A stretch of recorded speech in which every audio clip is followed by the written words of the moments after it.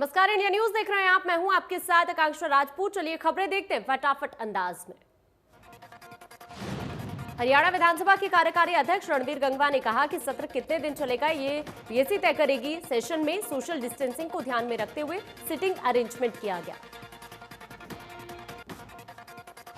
गंगवा ने कहा कि कुल 187 प्रश्न हमें विधायकों से मिले थे, जिनमें ड्रॉ निकाला गया और 30 ध्यानाकर्षण प्रस्ताव दिए गए थे, जिनमें 2 स्वीकार हुए, बाकी विचार के लिए पेंडिंग है। विधानसभा सत्र को लेकर उप मुख्यमंत्री दुष्यंत चौटाला ने कहा कि 6 सदस्य मुख्यमंत्री, स्पीकर और ट्रांसपोर्ट मंत्री समेत पॉजिटिव हुए हैं।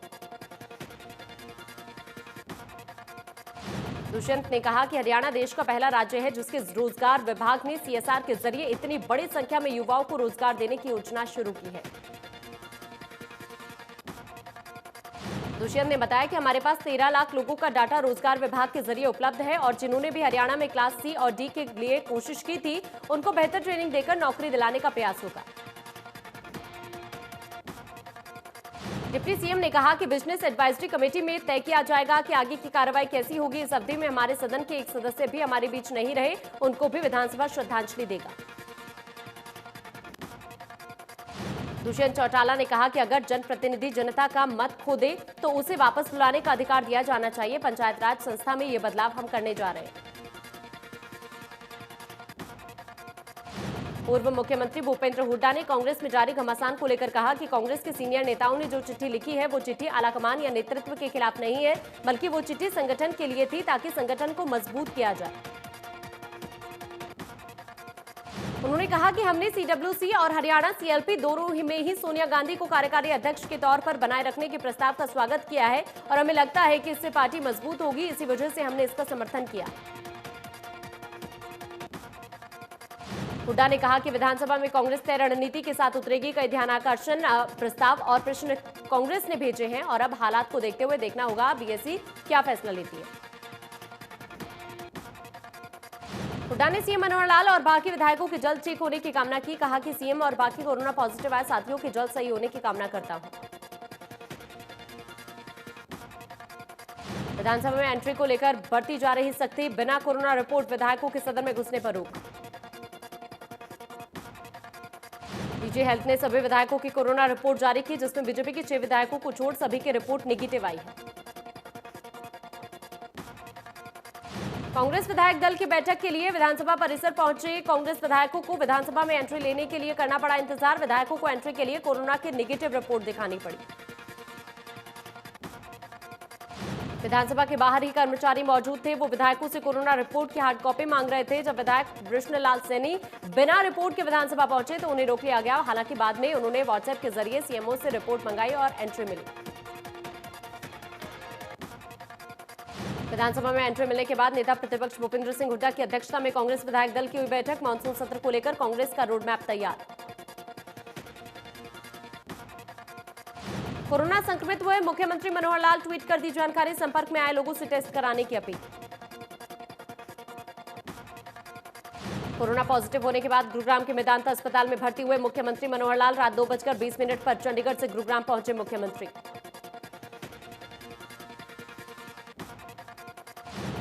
इस दौरान सीआईडी चीफ आलोक मित्तल रहे मौजूद। पुलिस कमिश्नर के राव समेत कई अधिकारी भी मौके पर रहे मौजूद। दिल्ली के मुख्यमंत्री अरविंद केजरीवाल ने मुख्यमंत्री मनोहर लाल के स्वास्थ्य के लिए की कामना। ट्वीट कर लिखा, प्रभु से आपकी जल्द स्वस्थ होने की कामना करता हूं। परिवहन मंत्री मूलचंद शर्मा की कोरोना रिपोर्ट आई पॉजिटिव। मूलचंद शर्मा ने इंडिया न्यूज को दी पॉजिटिव होने की जानकारी। मूलचंद शर्मा के स्टाफ के 2 लोग भी कोरोना पॉजिटिव पाए गए। बता दें कि विधानसभा सत्र के लिए मूलचंद शर्मा ने करवाया था कोरोना टेस्ट। परिवहन मंत्री और स्टाफ की कोरोना रिपोर्ट पॉजिटिव आने के बाद मूलचंद शर्मा के कार्यालय को अस्थायी तौर पर बंद कर दिया गया। मूलचंद शर्मा ने लोगों से की कार्यालय न जाने की अपील। कैबिनेट मंत्री रणजीत सिंह की कोरोना रिपोर्ट आई नेगेटिव। विधानसभा सत्र से पहले सभी मंत्री और विधायक करा रहे हैं टेस्ट। रतिया से विधायक लक्ष्मण नापा की कोरोना रिपोर्ट पॉजिटिव आई। विधायक ने अपने सहयोगियों समेत 8 लोगों को सैंपल जांच के लिए भेजे थे, जिसमें विधायक की रिपोर्ट पॉजिटिव आई। जांच के लिए भेजे गए सैंपल में विधायक के पीए समेत स्टाफ की कोरोना रिपोर्ट आई नेगेटिव। फिलहाल विधायक लक्ष्मण नापा को उनके कार्यालय में किया गया आइसोलेट। जानकारी के मुताबिक लक्ष्मण नापा फतेहाबाद नगर परिषद के चेयरमैन के संपर्क में आए थे, जिनकी कोरोना रिपोर्ट पॉजिटिव आई थी, जिसके बाद विधायक ने खुद को क्वारंटीन कर जांच करवाई, जिसमें वो पॉजिटिव निकले।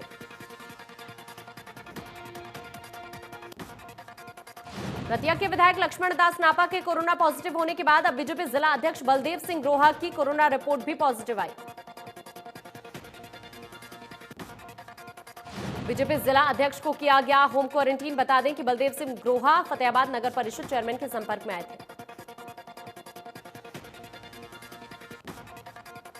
स्पीकर ज्ञानचंद गुप्ता के कोरोना पॉजिटिव होने से उनकी गैर मौजूदगी में सदन की कार्यवाही डिप्टी स्पीकर रणबीर गंगवा चलाएंगे। विधानसभा ने जारी किया आदेश।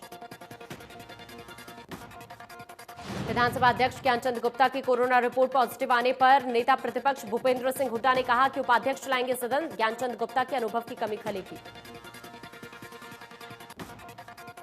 प्रदेश में 9,500 के करीब एक्टिव केस। अब तक 613 लोगों की हो चुकी है मौत। 45,000 से ज्यादा कोरोना को दे चुके हैं मात।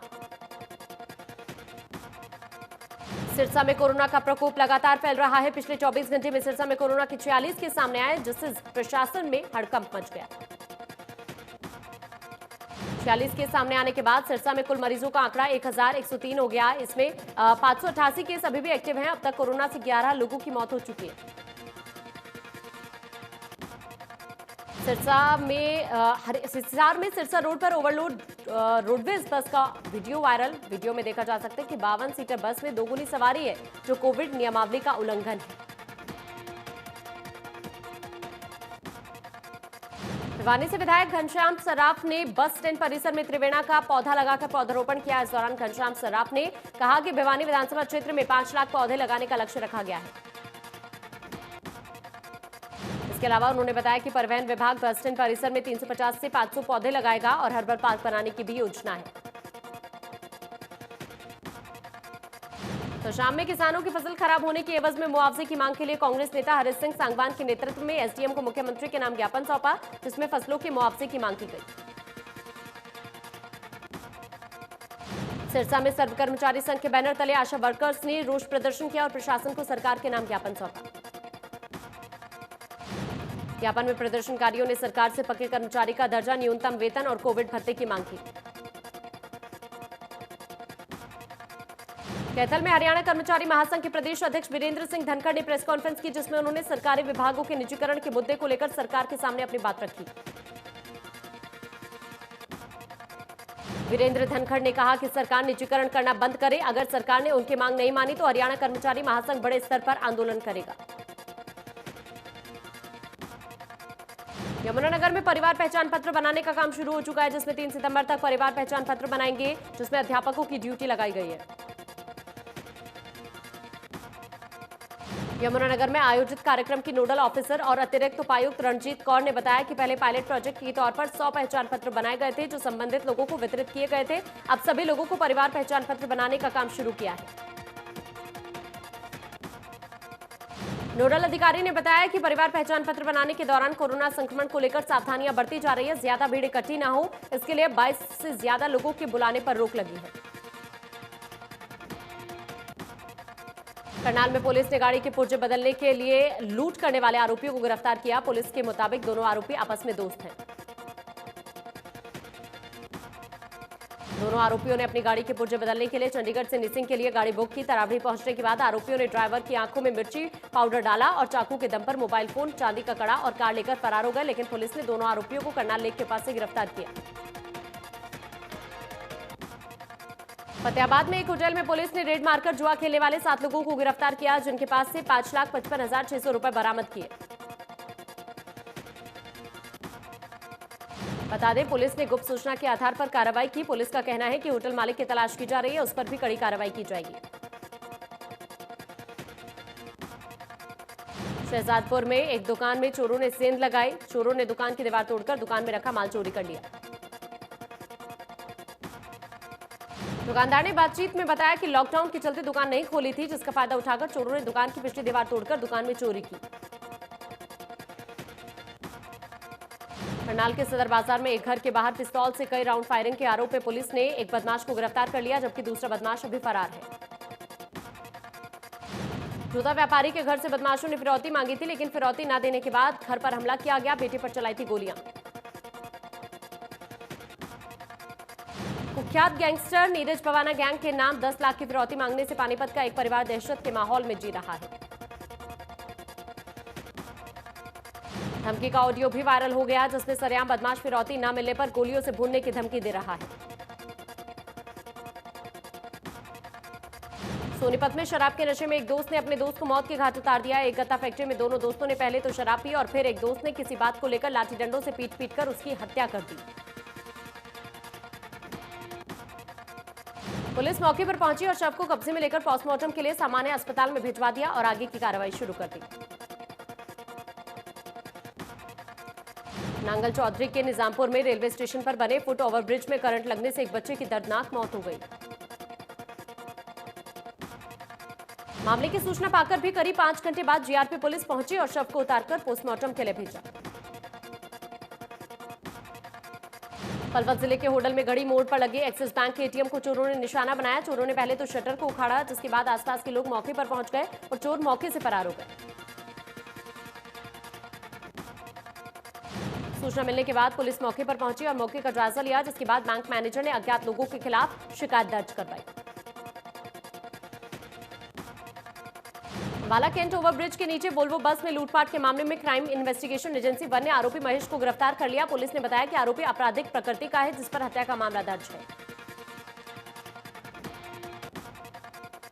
पलवल में होडल पुन्हाना रोड पर एक बाइक खड़े ट्रक से जा टकराई। हादसे में बाइक सवार की मौके पर मौत हो गई। मृतक की पहचान गोपाल के नाम से हुई, जो कि एक फौजी है।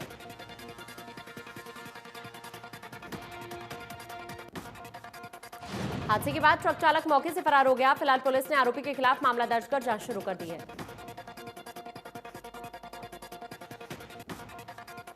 जिला पुलिस हांसी ने स्ट्रीट शूटर बदमाश को पार्क इलाके से अवैध हथियारों की खेप के साथ गिरफ्तार किया। गिरफ्तार किए गए आरोपी की पहचान डलर पार्क निवासी विजय उर्फ गागू के रूप में हुई है। जाखल में सेलर मालिक से 9 लाख रुपए के ठगी करने वाले आरोपी और उसके एक साथी को जाखल पुलिस ने गिरफ्तार कर लिया। हिसार पुलिस ने पीटीआई की परीक्षा में नकल करवाने वाले गिरोह का भंडाफोड़ किया। पुलिस ने इस नकल गिरोह के सरगना और उससे जुड़े 9 लोगों को गिरफ्तार किया। सभी आरोपियों को कोर्ट में पुलिस ने पेश किया, जहां से कोर्ट ने सभी आरोपियों को एक दिन के रिमांड पर भेजा। वहीं मुख्य आरोपी को 3 दिन के रिमांड पर भेजा। बता दें, आरोपी मनदीप जैमकर ऑपरेटर बनकर परीक्षा केंद्र पहुंचा था, जहां वो सुनीता नाम की एक परीक्षार्थी को आंसर की देने की जिम्मेदारी थी उसकी, लेकिन आंसर की देने से पहले ही सेंटर सुपरवाइजर ने उसे पकड़ लिया। पंचकुला में सांड को घर से भगाना एक व्यक्ति को भारी पड़ गया। घटना सेक्टर 26 की है, जहां घर के बाहर खड़े सांड को जब व्यक्ति ने भगाना चाहा तो सांड उस व्यक्ति के पीछे पड़ गया। सांड व्यक्ति का तब तक पीछा करता रहा जब तक वो व्यक्ति बेसुध होकर जमीन पर नहीं गिरा, जिसके बाद आसपास के लोग उसकी मदद के लिए बाहर आए और सांड को भगाया। बता दें कि पंचकुला आवारा पशुओं की भरमार है। लोगों का कहना है कि नगरपालिका के अधिकारी आवारा पशुओं की समस्या पर नहीं ध्यान देते हैं। प्रधानमंत्री आवास योजना के तहत यमुनानगर में अनेकों परिवारों को मकान बनाकर दिए गए हैं। अब हरियाणा सरकार की एक योजना के तहत इन परिवारों के लिए 90% की सब्सिडी पर सोलर पैनल लाइटें दी जा रही है। यमुनानगर के अतिरिक्त उपायुक्त रंजीत कौर ने बताया कि यमुनानगर के ऐसे 33 परिवारों को ये सोलर पैनल लाइटें दी जा रही हैं। नारनौंद उपमंडल कार्यालय में नायब तहसीलदार और 2 कानूनगो कोरोना पॉजिटिव पाए गए हैं। एहतियात के तौर पर उपमंडल का कार्यालय 2 दिनों तक बंद रहेगा। बहादुरगढ़ में आधुनिक औद्योगिक केंद्र की सड़कों और पार्कों का बुरा हाल हो गया है। बारिश का पानी सड़क और पार्कों में जमा हो गया है। पार्कों में खड़े पानी से बदबू आ रही है। इसी बीच फैक्ट्रियों से निकलने वाला इंडस्ट्रियल वेस्ट भी पानी में सड़ रहा है। एमआईई क्षेत्र के हालात का जायजा लेने के लिए एसडीएम हितेंद्र शर्मा ने अकेले ही औचक निरीक्षण किया। लगभग हर सड़क और हर पार्क का खुद मौके पर जाकर मुआयना किया। पानीपत में एक व्यक्ति जसमेर सिंह संधू ने अपने 62वें जन्मदिन पर 62.4 किलोमीटर की दौड़ लगाई। संधू ने 7 घंटे 32 मिनट में इस सफर को पूरा किया। बता दें कि संधू पहले भी मैराथन जीत चुके हैं। सुशांत केस में सीबीआई की गहन जांच जारी। सुशांत की पोस्टमार्टम रिपोर्ट पर सवाल उठाने के बाद एम्स के डॉक्टर से ली जाएगी सलाह। शुक्रवार को एम्स के डॉक्टर देंगे अपनी राय। सुशांत सिंह केस में मुंबई पुलिस के 2 अधिकारियों से सीबीआई की पूछताछ। सुशांत केस की जांच से जुड़े दोनों अधिकारी। सीबीआई अब सिद्धार्थ और सुशांत के स्टाफ के 3 लोगों को आमने सामने बिठाकर पूछताछ करेगी। प्रियंका गांधी का योगी सरकार पर निशाना। कहा, यूपी में दोगुनी रफ्तार से भाग रहा अपराध। साथ ही कहा कि यूपी में अपराध चिंगारते हुए प्रदेश की सड़कों पर तांडव कर रहा है। पुलवामा आतंकी हमले में एनआईए ने दाखिल की चार्जशीट। आईएसआई की मदद से मसूद अजहर ने रची हमले की साजिश। देश में फिर बढ़ रहे पेट्रोल के दाम। देश की राजधानी दिल्ली में पेट्रोल 11 पैसे प्रति लीटर हुआ महंगा। दिल्ली में अब 1 लीटर पेट्रोल की कीमत 81 रुपए 73 पैसे हुई। डीजल के दामों में नहीं हुई बढ़ोतरी। कोरोना की लगातार बढ़ रही रफ्तार। पूरी दुनिया में कुल मरीजों का आंकड़ा हुआ 2,38,08,692। अब तक 8,16,991 की मौत। अमेरिका में कोरोना ने मचाई सबसे ज्यादा तबाही। अब तक सामने आए कोरोना के 59,15,630 केस। कोरोना के चलते गई 1,81,114 लोगों की जान। ब्राजील में भी कोरोना की नहीं थम रही रफ्तार। लगातार बढ़कर मरीजों की संख्या हुई 36,27,217। अब तक 1,15,451 की मौत। Active case 7,33,057। रूस में भी जारी कोरोना का कोहराम। अब तक सामने आए कोरोना के 9,61,493 केस। कोरोना ने ली 16,448 लोगों की जान। दक्षिण अफ्रीका में कोरोना से लोगों में दहशत का माहौल। अब तक सामने आए 6,11,450 नए केस। 13,159 की मौत। अब तक 5,16,000 से ज्यादा रिकवर। पाकिस्तान में कोरोना से अब तक 6,244 लोगों की मौत। अब तक सामने आए कुल 2,93,261 मरीज। Active case 10,188। देश में 24 घंटे में सामने आए 60,000 के करीब केस। 854 की मौत। अब तक सामने आए कुल 31,64,881 केस। महाराष्ट्र में कोरोना के एक दिन में सामने आए 11,000 से ज्यादा नए केस। 212 मरीजों की मौत। कुल 6,93,000 से ज्यादा संक्रमित मरीज। तमिलनाडु में 24 घंटे में सामने आए कोरोना के 5,967 नए केस। 97 मरीजों ने गंवाई जान। अब भी 53,282 एक्टिव केस। आंध्र प्रदेश में कोरोना लगातार बढ़ रही रफ्तार। कुल मरीजों का आंकड़ा हुआ 3,61,712। अब तक 2,68,828 मरीज रिकवर। उत्तर प्रदेश में कोरोना से बुरा हाल। एक दिन में सामने आए 4,601 नए केस। 61 मरीजों की मौत। अब भी 49,288 केस एक्टिव। दिल्ली में 1,46,588 मरीज रिकवर। अभी भी 11,626 केस एक्टिव। अब तक कोरोना से हुई 4,313 की मौत। राजस्थान में भी जारी है कोरोना की तबाही। एक दिन में मिले 1,346 नए केस। कुल कोरोना मरीजों की संख्या हुई 71,955। कोरोना के चलते 967 की गई जान। पंजाब में कोरोना से दहशत का माहौल। लगातार बढ़कर मरीजों की संख्या हुई 43,284। वायरस ने ली 1,129 लोगों की जान।